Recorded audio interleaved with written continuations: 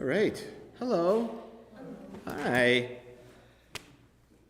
Welcome to another series.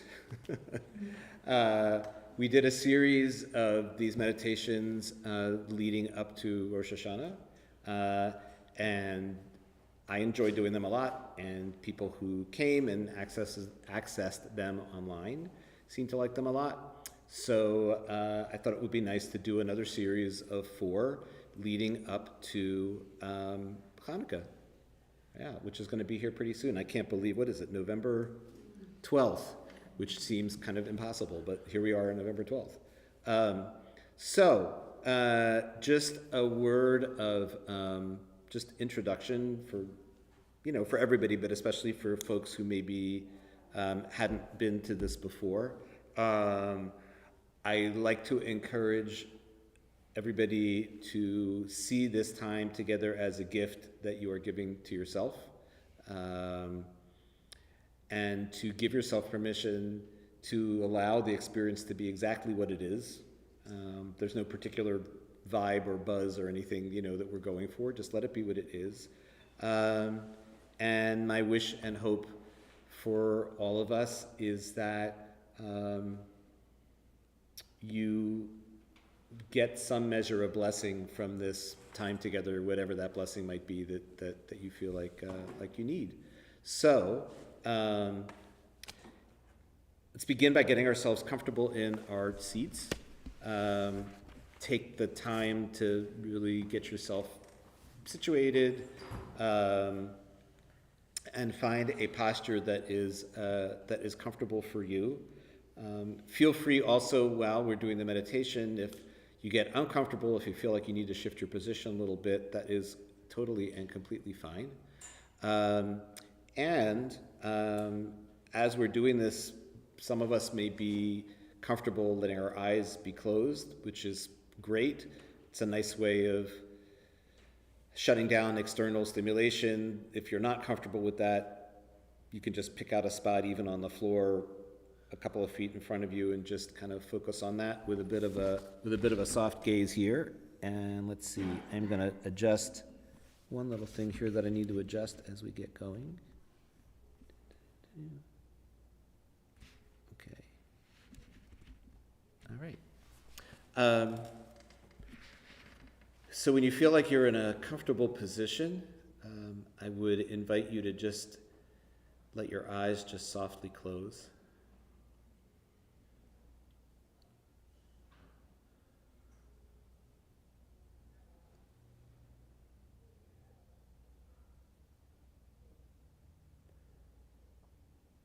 And as we enter into this time of practice, this time of what our Jewish tradition calls avodah, sometimes translated as service, sometimes translated as worship,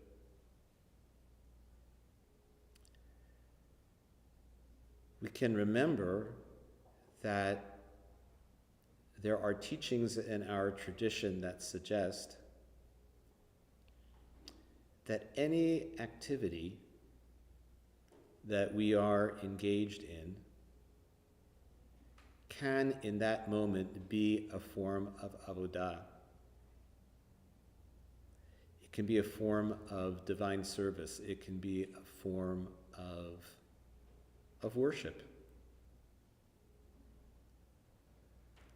And that the bridge, the entry into that being the case, is reminding ourselves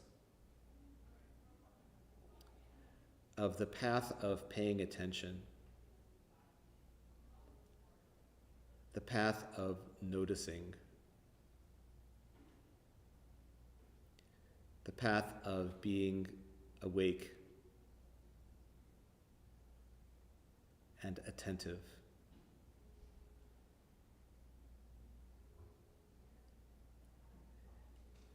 And perhaps most importantly, the path of offering forgiveness and compassion to ourselves when we set the kavanah, is a beautiful word that we use, when we set the intention to pay attention, to be present, and yet we realize that we have fallen away from that intention.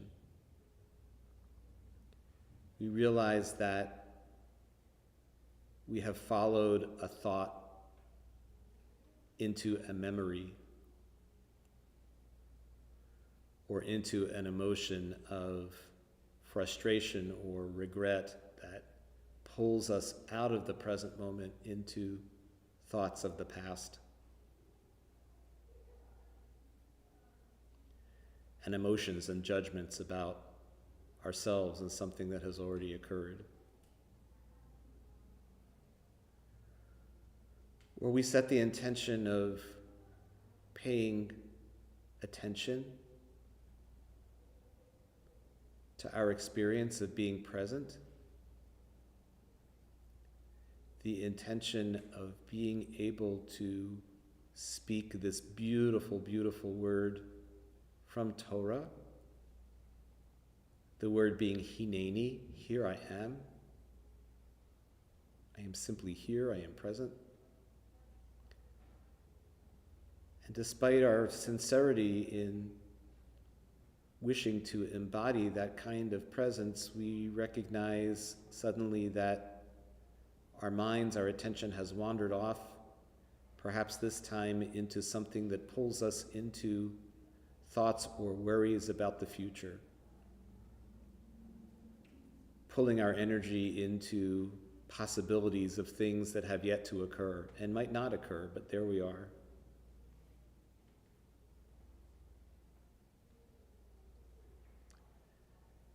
And the choice in that moment of realizing that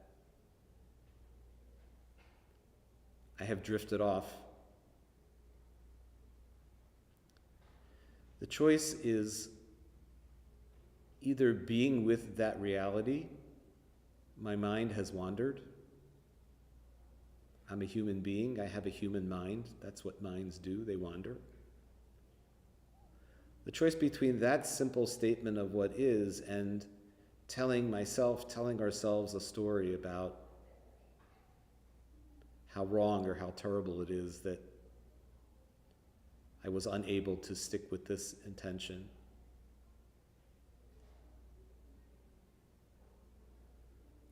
And around this reality,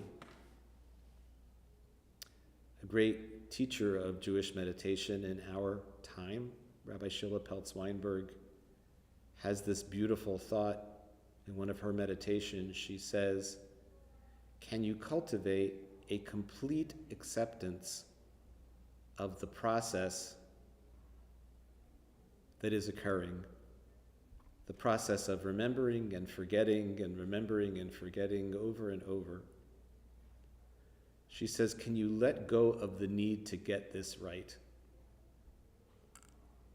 Realizing that it is the experience of returning again and again, of waking up again and again, of returning to that kavanah, that intention again and again.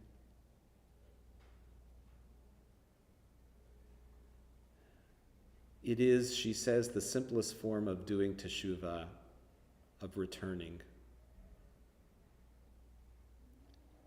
I set an intention, I lose sight of the intention, I wake up, and I return. And in our time together leading up to Rosh Hashanah, we explored the teaching that it is exactly engaging in this process of drifting and return, that this is what life is about. This is why we are here.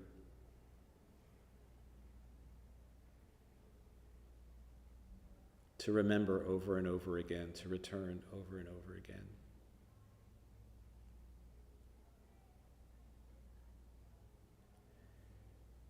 This teaching is also really important because the opposite, telling myself a story, actually prevents me from returning. It is a leak of energy that serves no constructive purpose.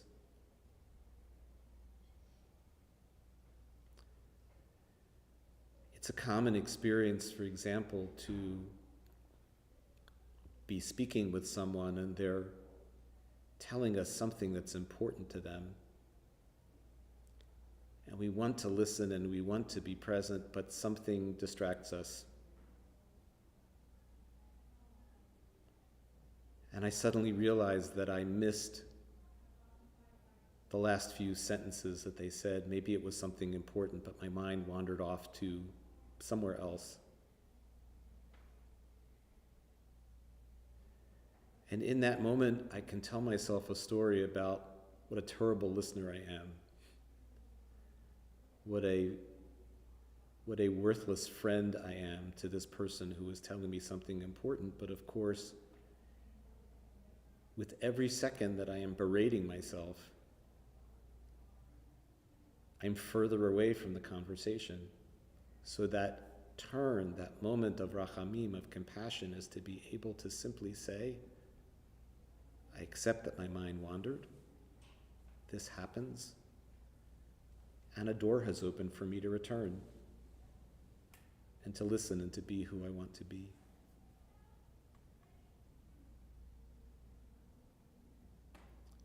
And so this brings us to the theme of this time leading up to Hanukkah, finding the light within.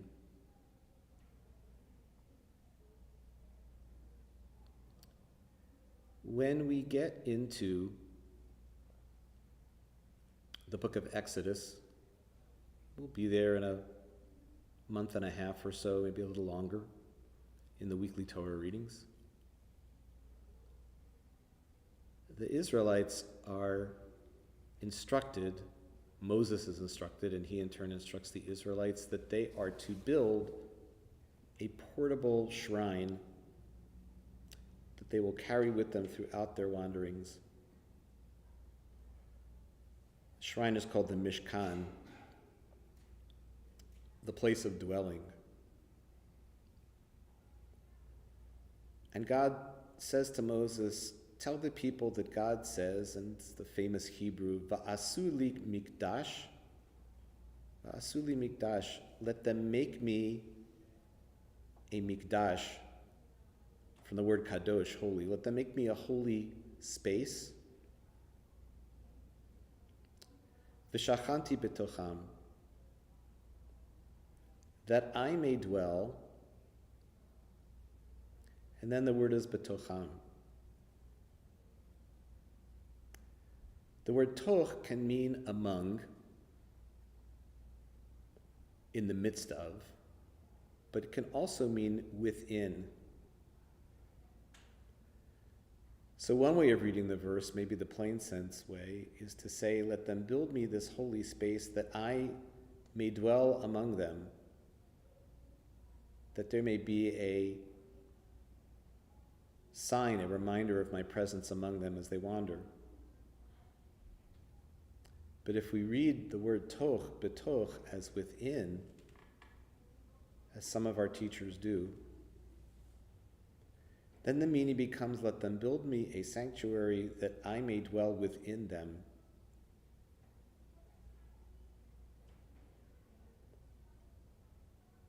And this is taken to be a recognition that there is within each of us, we can call it our center, we can call it our soul, our life force, our heart, whatever language resonates, that there is this inner shrine, this inner holy space within each of us as human beings. And then the connection to Hanukkah, because the Torah tells us that once this Mishkan was built, there was a menorah before Hanukkah, so this is a 7-branched lampstand, candle holder, candelabra. And that mishkan, that light rather, is to be kept burning all the time. The text uses the phrase in the Torah, Laha'alot ner tamid, which of course is where our expression ner tamid, the eternal light, comes from.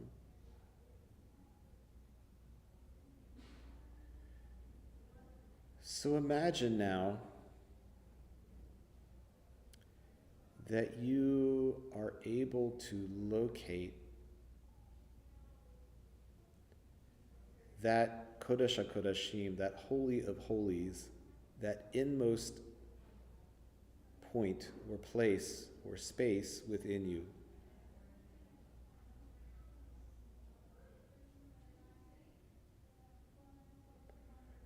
And imagine that even when you are standing outside that inner dwelling place of the divine,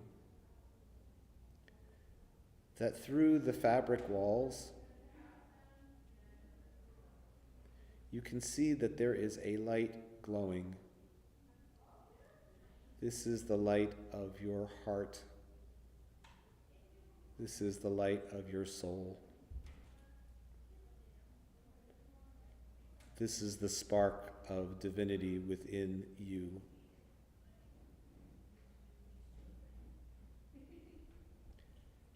And you might imagine that you, like Moses' brother Aaron, the Kohen Gadol, the high priest, you might imagine that you can move aside one of the curtained walls and look inside this inmost heart and soul space.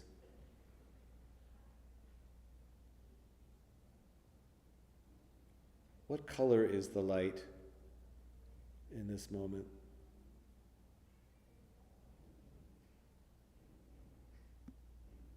Does it have a temperature?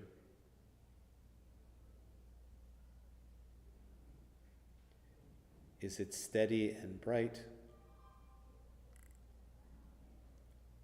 Does it flicker?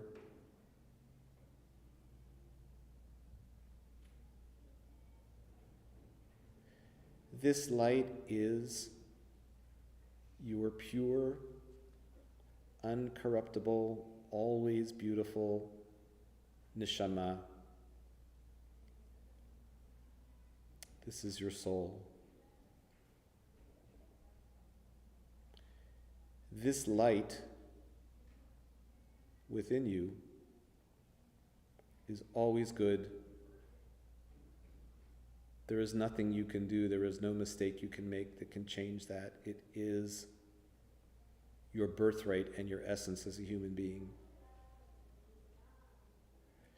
This is the light of which we speak when in every morning service we say this beautiful prayer, Elohai neshama shenatata bi Tahorahi, which means, my God, the soul, this light that you have placed within me, is pure. Every morning we remind ourselves of that.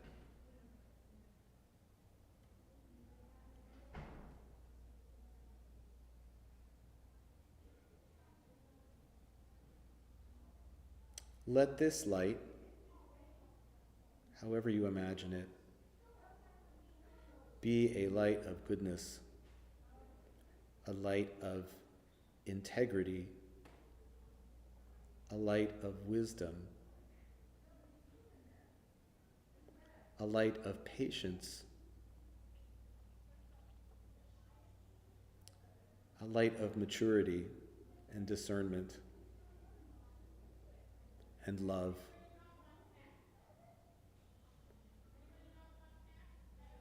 And let this light spread from your heart, through your chest, into your limbs,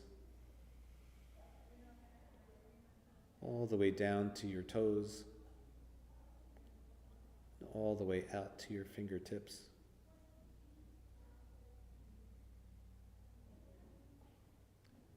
sense that light.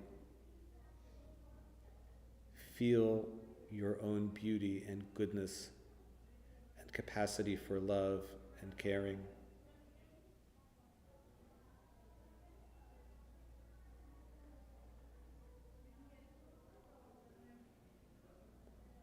The more that we are aware of this light, the more that we cherish it, the more that we honor it, the more others will notice it and see it.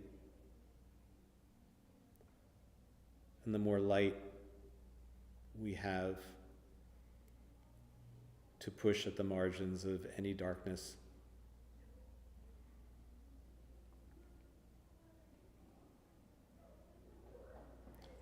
So let me invite you now to stay with that inner place, wherever it might be in your body, wherever you might imagine it or sense it, and let your attention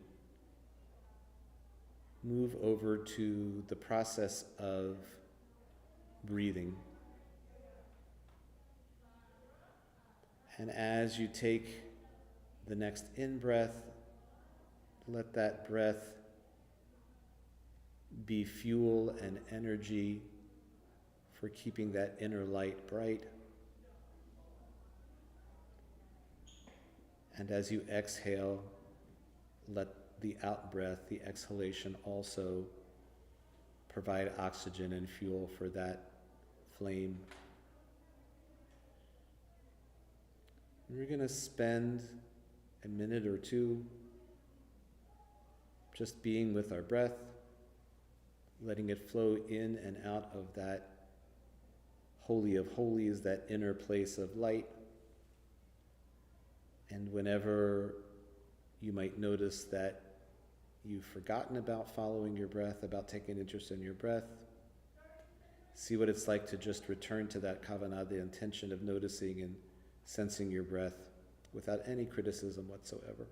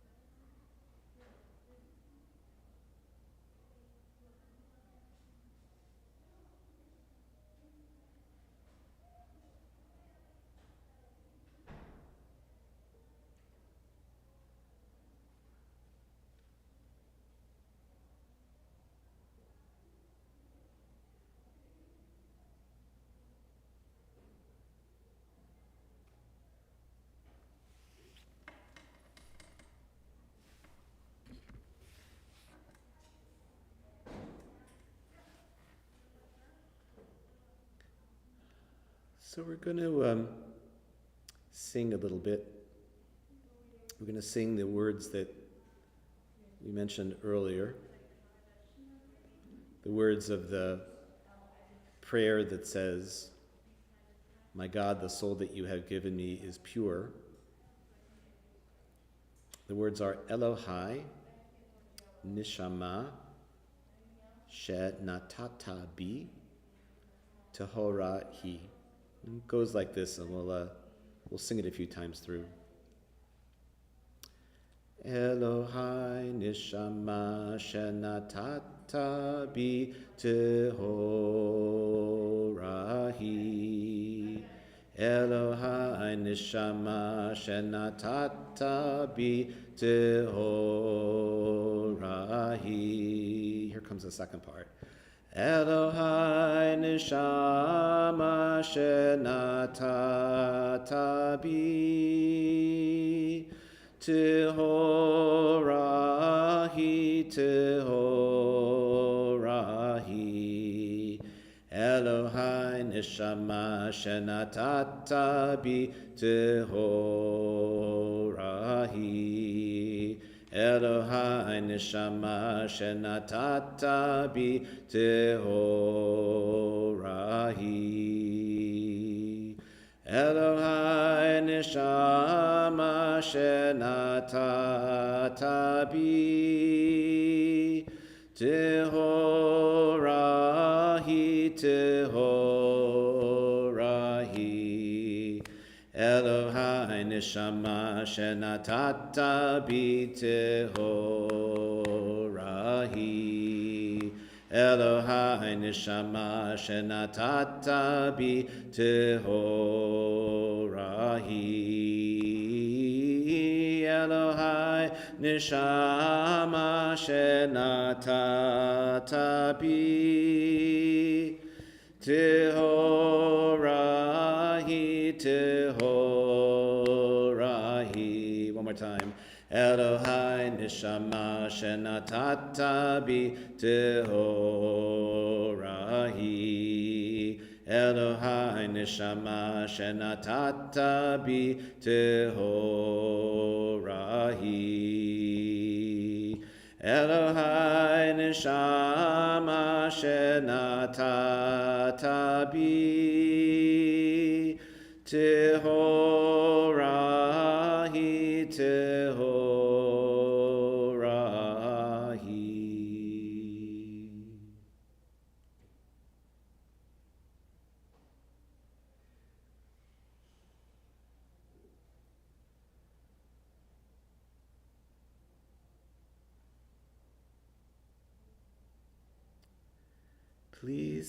Please take your time.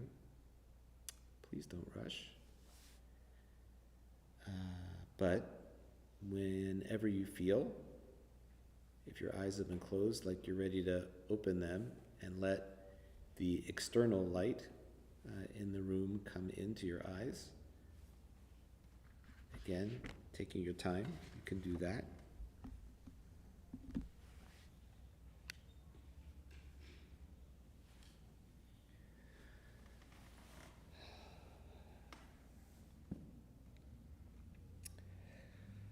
So, first of all, thank you very much for coming. And I wanted to just give you a couple other little quick thoughts about Hanukkah and tying into Hanukkah. The first one is to give some sympathy to the cranky rabbis out there. Because sometimes rabbis get cranky about Hanukkah, especially in this country. Oh, Hanukkah, it's not even in the Torah, it's a minor holiday, it's blah, blah, blah, Christmas competition, all that sort of stuff.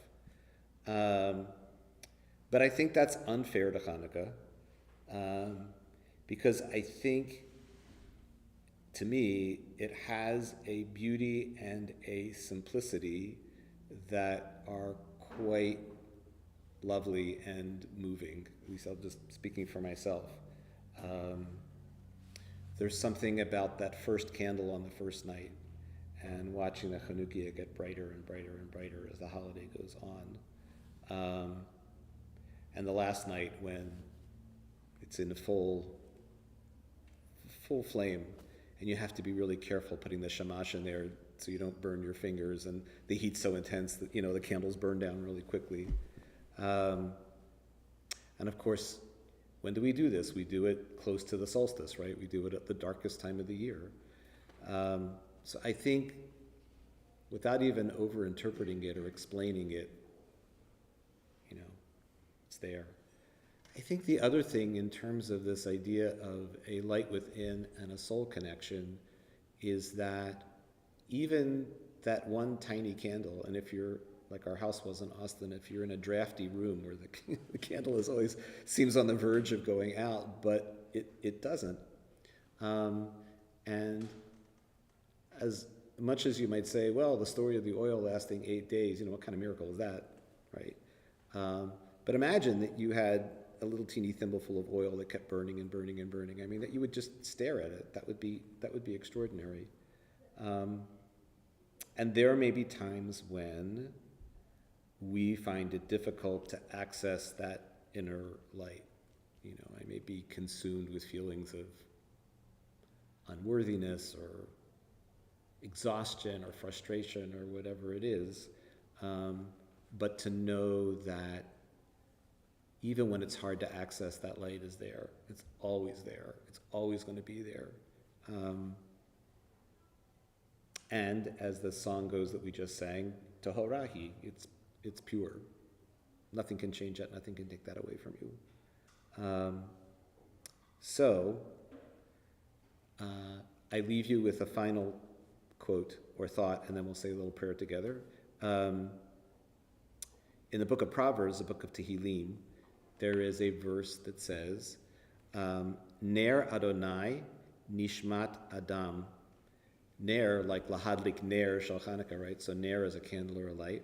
And the verse means, the light of God is the human soul. What does it mean to say that we are a light to God? It's worth thinking about. But that we do have a light that we shine, even in this world. We have that light. Anyway, let's stand up here and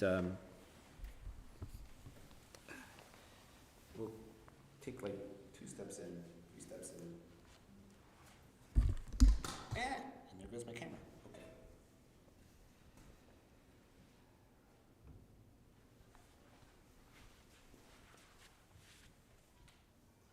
Yivarechecha Adonai v'yishmerecha. May the Holy One bless you and keep you. Ya'er Adonai panav elecha v'chunecha. May the Holy One shine a light upon you and be gracious to you. Yisa Adonai panav elecha v'yosem lecha shalom. May the Eternal be with you and help you to find shalom, wholeness, completeness, integrity, and peace in the world. We fervently pray a world that may someday be a world of justice, safety, equality, healing, and peace.